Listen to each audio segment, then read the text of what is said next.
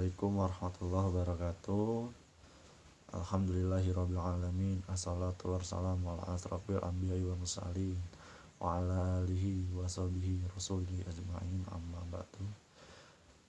Pertama-tama marilah kita panjatkan puji dan puji syukur kita atas kehadirat Allah Subhanahu wa taala yang mana telah memberikan kita nikmat kesehatan, keselamatan serta kesempatan sehingga saya pada saat ini dapat memenuhi tugas ujian tengah semester ilmu tasawuf dosen pengampu Ibu Ana Mariati, Magister Agama. Salawat beriring salam tak lupa pula kita kirimkan kepada junjungan kita Nabi besar Muhammad sallallahu alaihi wasallam. Allahumma sholli ala sayyidina Muhammad wa ala ali sayyidina Muhammad, yang mana telah membawa dan membimbing umatnya dari alam kejahiliaan menuju alam yang terang benderang yang kita rasakan pada saat sekarang ini. Baiklah, di sini saya mengambil tema tentang persamaan dan perbedaan antara ilmu tasawuf dengan akhlak.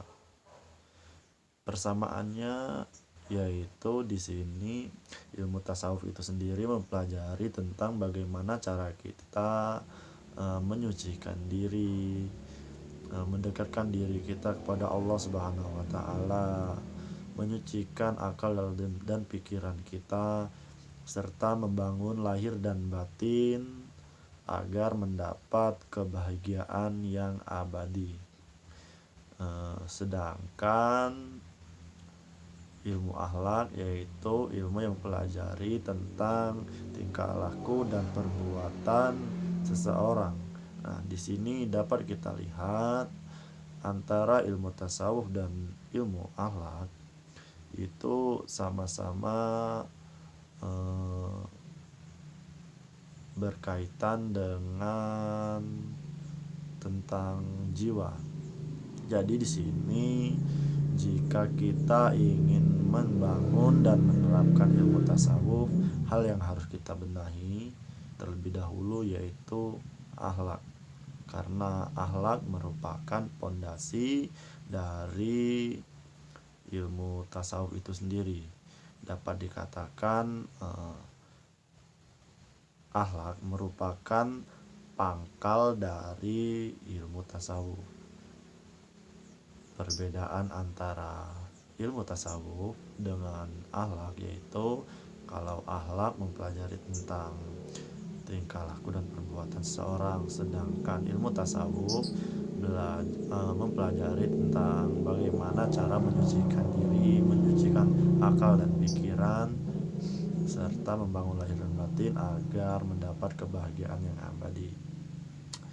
Di sini antara ilmu akhlak dan ilmu tasawuf harus berjalan secara beriringan, karena jika kita menerapkan ilmu tasawuf tetapi ilmu ataupun akhlaknya tidak bagus, ilmu tasawuf yang diterapkan itu tidak akan mampu ia terapkan dengan maksimal. Dan sebaliknya, jika kita ingin menerapkan akhlakul karim yang baik tetapi kita lupa dan tidak mempelajari bagaimana dan apa itu ilmu tasawuf, itu akan menjadi sia-sia juga.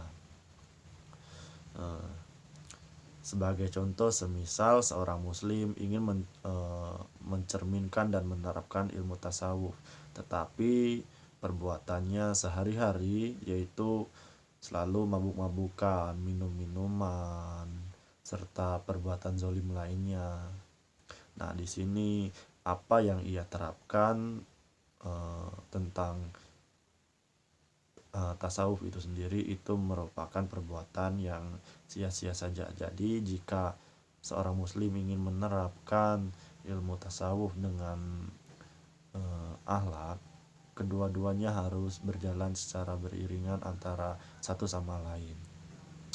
Di sini dalam kita menerapkan ilmu tasawuf, dapat kita terapkan kepada keluarga yang terdekat. Semisal kita mematuhi perintah orang tua, tidak membantahnya, serta menghormati apa yang ia perintahkan. Dan itu merupakan salah satu perbuatan yang eh, akan mampu membangun eh, tentang hal yang ingin kita terapkan mengenai ilmu tasawuf itu sendiri.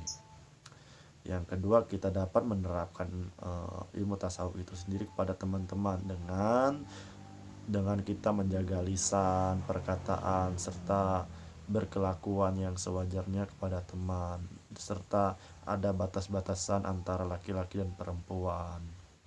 Kemudian kepada tetangga, kita dapat membantu tetangga yang sedang terkena musibah, ataupun kita membantu tetangga yang sedang diterpa kesibukan. Dapat kita lihat pada saat sekarang ini para pemuda dan pemudi Islam sangat jarang sekali yang memiliki antara ilmu akhlak dan ilmu tasawuf itu yang bagus, yang berjalan secara beriringan.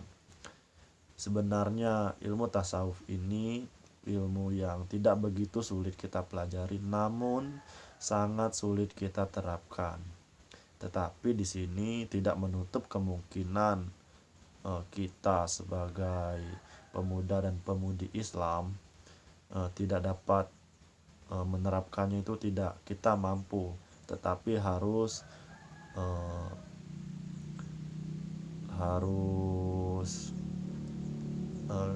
giat kita mempelajari agar ilmu tasawuf yang akan kita terapkan itu dapat tercapai dengan maksimal.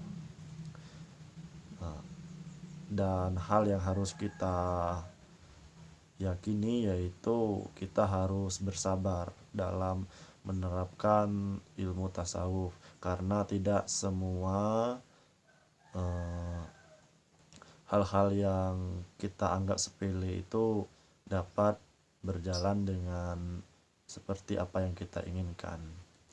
Ya, kita harus yakin bahwa apabila niat kita baik, maka Allah selalu bersama dengan kita. Mungkin di sini sekian yang dapat saya jelaskan pada materi kali ini. Lebih dan kurangnya saya mohon maaf. Apabila ada kesalahan, saya mohon maaf, dan kepada Allah saya mohon ampun. Saya akhiri, wabillahi taufiq wal hidayah. Wassalamualaikum warahmatullahi wabarakatuh.